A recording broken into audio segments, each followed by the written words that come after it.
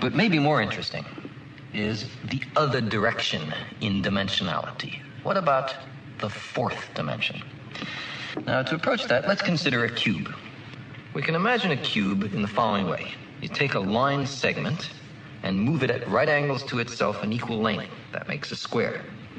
Move that square in equal length at right angles to itself, and you have a cube. Now, this cube, we understand, casts a shadow.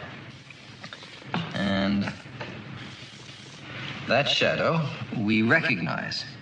It's, ordinarily drawn in third grade classrooms as two squares with their vertices connected.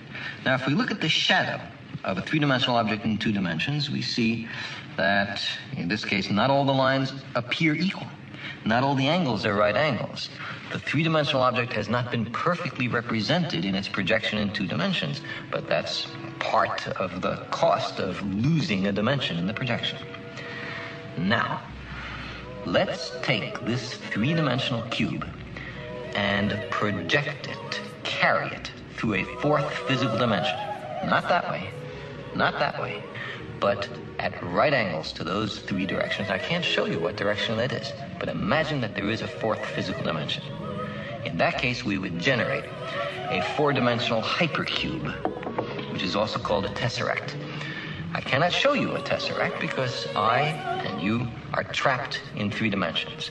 But what I can show you is the shadow in three dimensions of a four-dimensional hypercube or tesseract. This is it. And you can see it's two nested cubes, all the vertices connected by lines.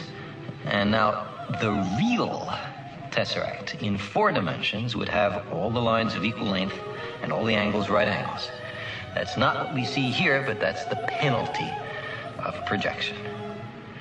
So you see, while we cannot imagine the world of four dimensions, we can certainly think about it perfectly well.